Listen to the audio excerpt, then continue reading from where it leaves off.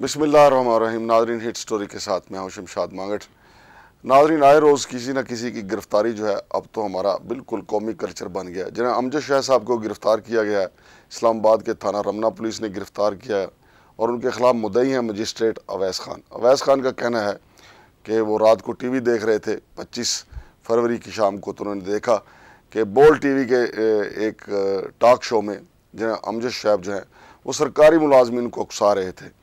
नाजरीन, अमजद शाह साहब ने जो इस टीवी टॉक शो में गुफ्तगू की वो ज़रा सुन लें, फिर मैं FIR भी बताता हूँ कि FIR क्या है और पेशी जो अब उनकी अदालत में क्या हुई। पहले वो सुन लें जो जनाब अमजद शाह साहब ने गुफ्तगू की है। बिस्मिल्लाहिर्रहमानिर्रहीम। देखिए, ये हमेशा से ही आप देखिए कि इनको ये रियायत मिलती रही, ये आपकी बात नहीं है। जब पनामा के केस का फैसला हुआ तो उस वक्त भी इसी तरह की बातें हुई और मैं सुन रहा था शहबाज गिल की बात। ठीक है, इन्होंने एक शख्स को सजा दे दी जो जिसका वो कहता है कि मिडिल क्लास से है, तलाल चौधरी। लेकिन मरियम ने जो उस वक्त जो बातचीत की थी और लोगों ने उनको तो नहीं सजा हुई। तो इनको मेरा ख्याल है कि जजेस का, लोगों का जो थ्रेशोल्ड लेवल है वो चेक कर लेनी चाहिए, क्योंकि इतनी बेइज्जती पे मेरा ख्याल है हमारे लोग मुतमईन रहते हैं, इनसे वो ज्यादा परेशान नहीं होते कि इतना कहना इनका राइट बनता है। लेकिन हुआ क्या है, रिजल्ट ये हुआ है कि पूरा सुप्रीम कोर्ट आज अंदर से भी डिवाइडेड नजर आता है और बाहर उसके ऊपर एतमाद लोगों का हिलता हुआ नजर आता है। क्यों कि जजेस के ऊपर लेबल लग रहे हैं कि ये फलां का जज है, ये फलां। आप सोचिए कि एक जज जिसकी ये ऑडियो की बात करते हैं और इनको ख्याल है कि वो शायद PTI की फेवर का जज है, लिहाजा मज़ाहिर नकवी साहब जो है वो डिस्प्यूटेड है, उनको नहीं जज बैठना चाहिए। तो जो फैसले इनके हक में करते रहे हैं, क्या वो डिस्प्यूटेड नहीं है? वो लाजमन PTI के ख्याल में वो सारे डिस्प्यूटेड होंगे, तो उन पे भी उंगलियां उठे तो उनका हक बनता है वो कहना शुरू कर दे कि ये, लेकिन क्या इससे सुप्रीम कोर्ट का काम चलेगा? तो मेरा ख्याल है कि वही बात जो हम हमेशा करते हैं कि जजेस के फैसले जो हैं वो बोलते हैं, वो बताते हैं कि किसी ने क्या किया। या आपको याद होगा कि एक जज साहब ने एक फैसला सुनाया था PMLN के केस का, तो उन्होंने मना कर दिया था कि अखबारों ये मीडिया में डिस्कस नहीं हो सकता। और अगले केस में उन्होंने आर्मी के बारे में कहा था कि ये कौन होते हैं मीडिया की आजादी को रोकने वाले, इन्होंने डॉन अखबार को बंद कर दिया कंटोनमेंट।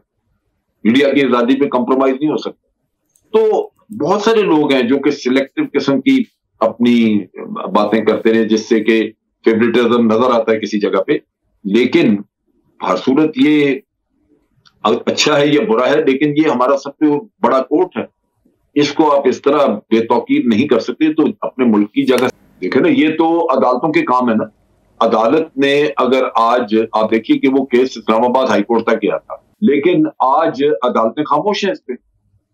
मैं समझता हूं, मैंने तभी कहा कि PMLN के लिए अदालतों का थ्रेशोल्ड हमेशा से मुख्तलिफ रहा है। ये ना हो कल को ये नंगी गालियां निकालनी शुरू कर दें लोगों को। अगर आज आपने ना रोका तो इनको समझ लगेगी कि शायद इतने पे ये इनको बेइज्जती अपनी कबूल है, लिहाजा इससे थोड़ा बढ़ भी सकते हैं। तो वो ना हो कि ये बदज़बानी पे उतर आए बहुत ज्यादा। देखिए, इस मामले में सुप्रीम कोर्ट का वकार और इज्जत बचाने के लिए वहां पे पोलराइजेशन या डिवीजन नहीं होनी चाहिए। तमाम सुप्रीम कोर्ट के जजेस को एक होना चाहिए, क्योंकि जिस अदारे में वो बैठे हैं अगर उसकी इज्जत जाती रही तो आप अंदर बैठे क्या आप समझेंगे कि आप बहुत बाइज्जत है? वहां पे होना ये चाहिए था कि किसी की पकड़ पकड़ना होती, बल्कि जनरल बाजवा बिल्कुल वादे हो कहते जी मेरी तो हर चीज डिक्लेयर्ड है। तो FBR को राइट है कि मुझसे बुला के पूछ ले या मुझसे खत लिख के पूछ ले कि ये फला एसेट आपके कहां से आए, क्यों आपको मिले। जो डिक्लेयर्ड चीज है वो छुपी हुई तो नहीं है ना, वो बेनामी नहीं है, लिहाजा उससे पूछा जा सकता है। ये पब्लिश करके तो एक इंप्रेशन क्रिएट किया गया कि एज एफ इसमें को ढाका मारा गया, और दूसरी तरफ ये टीवी के लोगों की पकड़ दकड़ शुरू कर दी। ये दोनों चीजें गलत, तो ये होना नहीं चाहिए। देखिए, बात ये है कि इलेक्शन बताते खुद आपकी कोई इकोनॉमी ठीक नहीं करेगा, लेकिन इकोनॉमी बेहतर कुछ ना कुछ हो भी सकती है, और इलेक्शन कई और मसाइल का हल। आज जो हुकूमत है वो उसको अवाम की ताईद हासिल नहीं, उसको जो हमारे ओवरसीज पाकिस्तानी हैं उनकी ताईद हासिल नहीं। देखिए, हर हुकूमत जो है वो अपने तौर पे एक पर्सनैलिटीज की वजह से एक एतमाद लोगों का विन करती है या खो बैठती है। ये वो लोग हैं आज हुकूमत में बैठे हुए जिनकी अपनी अरबों की जायदादें बाहर हैं, पैसा बाहर है। अगर ये खुद ला के पैसा यहाँ पे रखें तो लोग बहुत सारे और इनको पैसा यहाँ पे दे दें। पैसा तो आपने कर्ज ही देना ना मुल्क को, चोरी का पैसा है, जैसा दिया आप ले आए ला के, तो आप कहें जी जिस तरह सऊदी अरेबिया ने आपको 3 बिलियन देके रखा हुआ है, हम भी रख रहे हैं, तो आपको शायद IMF जाने की जरूरत ही ना पड़े। इसी तरह ओवरसीज पाकिस्तानी है, अगर आप उनको रिक्वेस्ट करेंगे तो वो दे देंगे। लेकिन यहाँ पे इस हुकूमत पे कोई एतमाद करेगा नहीं। एक तो ये कि अपना पैसा नहीं लाते, लूट के यहां से बाहर ले जाते हैं, अंदर नहीं लाते। दूसरा जो बहुत बड़ा इनका पुराना हमारा तजर्बा है, आप देखें कि एक वाकया हुआ था जिसे हम कहते थे कर्ज उतारो मुल्क संवारो, वो पैसा खाया गया, आज दिन तक किसी ने हिसाब नहीं दिया। फिर डॉलर से जब न्यूक्लियर एक्सप्लोजन किया उसके बाद डॉलर फ्रीज उन्होंने किया, डॉलर खुद निकाल के सारे ये ले गए, अवाम का डॉलर खाया गया।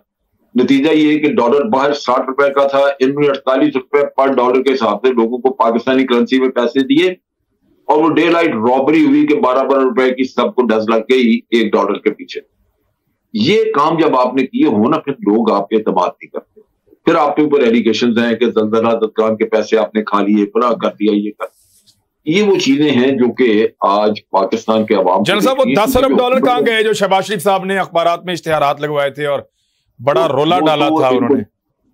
वो तो इनका मुंह बंद करने के लिए चढ़ा दिया लोगों ने वहां पे। इन पे ना कोई एतमाद करेगा ना देगा कोई, क्योंकि अगर आपकी शोहरत ये हो, वजह शोहरत ये हो कि आप पैसा खाते हैं, बनाते हैं और यहां से बाहर लेके जाते हैं, और वैसे भी बाहर की हुकूमतें, क्या इंग्लैंड में बैठी हुकूमत जो लंदन में है, क्या उसको पता नहीं है कि उसके यहाँ जो पैसा आ रहा है वो जारी है, लूटमार का है, करप्शन का है, कैसा है, कहां से आ रहा है? उनको सबसे बेहतर पता है। हमारे लोगों की जो जो जो वहां पे जान है वो फंसी हुई जैसे तोते में होती है, क्योंकि उनको सब कुछ पता, उनके खिलाफ बोल नहीं सकते अगर पैसा वापस आ रहा है। तो इस वजह से इनको कोई किसी ने मदद नहीं करनी, और ये मुल्क को मुकम्मल तौर पे IMF के हत्थे चढ़वा के बर्बाद करके ये हिलेंगे। तो नाजरीन, ये FIR का अगर आप मतलब देखें तो उसमें तो वो ये कहते हैं कि उन्होंने सरकारी मुलाजमीन को हुकूमत के खिलाफ उकसाया है, लेकिन दर हकीकत जनाब अमजद शाह साहब ने जब ये इंटरव्यू था जो लोगों ने देखा है, उसमें उन्होंने ज़्यादा तनकीद वो कर रहे थे PTI पे कि इमरान खान की जो जेल भरो तहरीक है वो नतज नहीं दे सकी जो देने चाहिए थे। फिर वो एक आइडिया भी फ्लोट करते हैं इसमें कि इमरान खान को चाहिए था, इससे बेहतर था कि अच्छे नतज के लिए वो ये मुलाजमीन को कहते कि वो काम पे ना जाएं। फिर अगर वो काम पे ना जाते, यानी ये एक आइडिया है उनका, बगावत पे उकसाने की बजाय उसको उन्होंने ये आइडिया दिया है इमरान खान को। अलबत्ता जब इमरान खान ये कोई अपील करते या लोगों को उकसाते तो फिर ये उसके बाद कुछ होना चाहिए था। लेकिन दूसरी सूरत ये भी है, आपने देखा होगा कि हमारे तमाम सियासी कायदीन जो हैं बशमूल इमरान खान के सब जब अपोजिशन में होते हैं, ये बांगे दहौल वो KP की पुलिस हो, सिंध पुलिस हो, पंजाब पुलिस हो या बलूचिस्तान की पुलिस हो, उसको ये कहते हैं कि इस हुकूमत की, इस फाशिस्ट हुकूमत की आप बातें ना माने, इसका हुक्म ना माने, लेकिन उस वक्त कोई पर्चा नहीं दर्ज होता। लेकिन चूँकि जनाब अमजद शाह साहब जो हैं वो बड़े नाकद हैं PMLN के, आपने जो सारा इंटरव्यू सुना उसमें उन्होंने काफ़ी लत्ते लिए हैं, और उन्होंने एक और इंटरव्यू में ये भी कहा था कि PMLN का ये वतीरा है कि ये 365 दिन झूठ बोलते हैं। और वो जो अवैस खान ने जो मौक़िफ़ लिया है कि मतलब सरकारी मुलाजमीन को उकसाया गया है, तो ये तो सारी सियासी जमातें भी करती रहती हैं। फिर कोई उन्होंने खुद नहीं कॉल नहीं दी कि सरकारी मुलाजमीन जो है काम पे जाना छोड़ दें, जैसा कि शहबाज गिल पे इल्ज़ाम लगा था।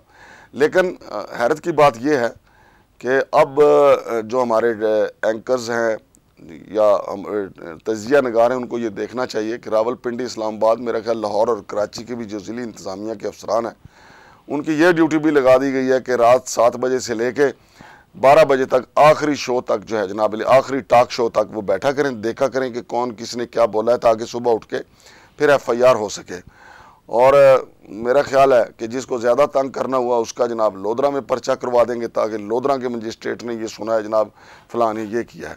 तो बेसिकली तो ये तंग करने का तरीका है। लेकिन जो आज इब्तदाई समात जो हुई उनको पेश किया गया, और वहाँ यही मौक़िफ़ जो है वकला की तरफ से लिया गया है कि ये पर्चा बनता ही नहीं, उन्होंने कॉल दी नहीं अवाम को जनाब अमजद शाह साहब ने। लेकिन जो उन्होंने गुफ्तगू की है वो वाकई ऐसी है कि जिससे हुक्मरान तबका जो है उसने काफ़ी तकलीफ़ महसूस की है, क्योंकि उन्होंने पिछले भी कच्चा चट्टा निकाला है, मौजूदा भी कच्चा चट्टा निकाला है, और ये बांगे दौल उन्होंने कहा है कि मौजूदा हुकूमत को ना अवाम की तायद हासिल है, ना ओवरसीज़ पाकिस्तानियों की तायद हासिल है, और ना बैरून मुल्क जो दूसरे ममालिक हैं उनकी तायद हासिल है, इसलिए इनको कर्जे नहीं मिलते। तो ये बात है असल में उनके ख़िलाफ़ इस मुकदमे के इंदराज की। तो नाज़रीन देखते हैं कि अब अदालतें जनाब अमजद शुएब साहब के साथ क्या करती हैं, उनको कितनी जल्दी इंसाफ फराहम करती हैं।